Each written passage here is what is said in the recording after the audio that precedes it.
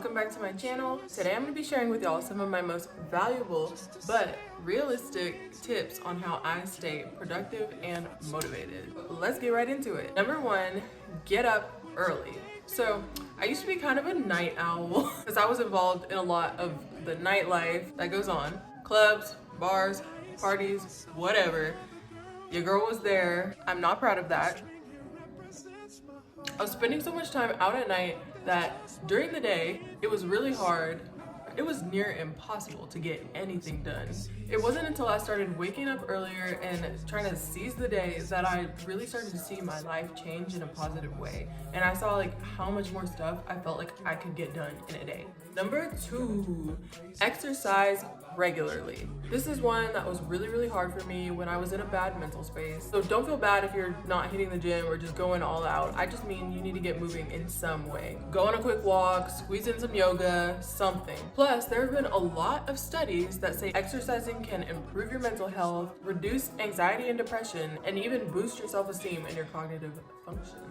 3, make a to-do list. Yes, this is literally what I have right here, a to-do list. Like this one is such a good one. Making a list and being able to go down this list and cross out finished tasks helps so much. It not only helps you be more productive, but it really helps you with time management. Number 4, avoid multitasking. So there's been a lot of studies that actually prove that multitasking decreases productivity. It's better, I know for me at least, to face one task at a time, or else it becomes really easy to leave like several tasks unfinished.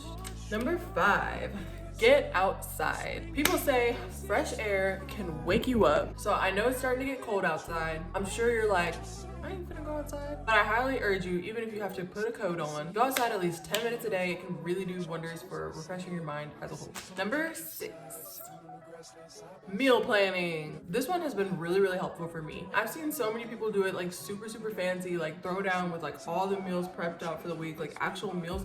For me, meal prepping is preparing everything on Sunday night, making a dinner schedule. What are we gonna have for dinner all week? That is a game changer right there. That has helped me so much. I'd be like, what's for dinner tonight? Okay, and then Tuesday comes, what's for dinner tonight? It was just like an everyday stressor. So planning out my dinners on Sunday night and making a list so everybody knows what to expect. Nobody's complaining about what I made. I'm the cook. Also, like cutting up fruit like strawberries, grapes, whatever, and making them easily accessible not only helps with making sure they get eaten, but also they're just like, it's a quick, easily accessible snack. I can't talk. That comes in especially handy if you have kids or if you have toddlers. Like sometimes I'm nursing, my 3-year-old wants a snack. I can be like, oh, yo, like, you know, and I'll have like these little cups in the refrigerator. I saw this on Facebook. Put like carrots in one, fresh broccoli in one, cheese sticks in the other one, whatever. My daughter, like, she's actually really good about like not eating all of it, but she can just walk and like get a little snack. Like if mommy's, you know, like not able to get up right this second. Yeah, meal planning or some kind of form of meal planning. Number 7, start your to-do list with something that you're dreading to do. So once you get used to starting with the thing that you don't want to do the most, it's easier going forward. Like things don't seem as challenging because you're just like knocking the hard thing out and then bam, like you're breezing through your to-do list. To me, everything becomes easier after like approaching it like that. It also really helps because like maybe that one task is holding you back from starting your other tasks. So once you complete that one task, then you move forward and then you just like start knocking everything out. Bam, bam, bam, bam, bam, and done. So try that. Number 8,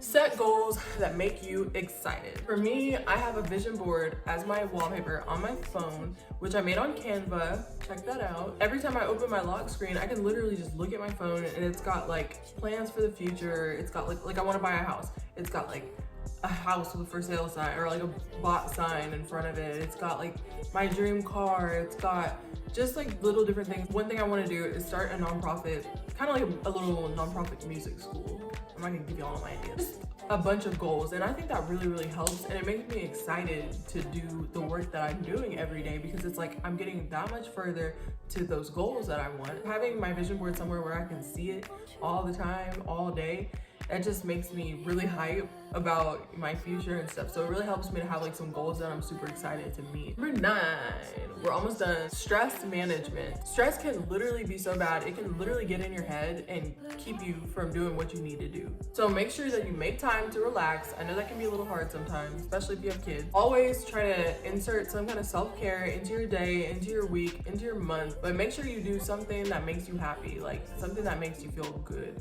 Speaking of, I love coffee, and I think I forgot to start the machine. Actually, it's my lucky day. I did not forget to start it and it was ready. Anyway, yes, stress management, do something you love, get that coffee you love, just really get, oh yeah, really take in the cozy vibes. Cozy vibes. We got the cozy vibes right now. Okay, last but not least, number 10, clean up.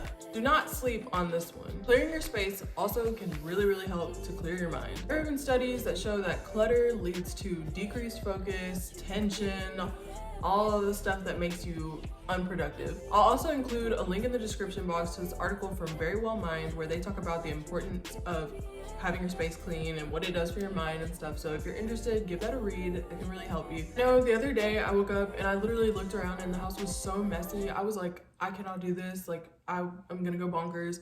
And I went through the whole house from room to room and cleaned up. And it really honestly did not take me that long. It wasn't like a hard, like go hard clean up, but it was just enough to like, I could breathe. I got my coffee after and I was just like, okay, like I can chill, I can relax. So don't sleep on the power of cleaning up because it can do wonders for you. So I hope y'all got some good stuff from this video, some goodies for your mind. Let me know in the comments if you are using or are gonna use some of these tips. And don't forget, you gotta set yourself up for success. Don't forget to like and subscribe.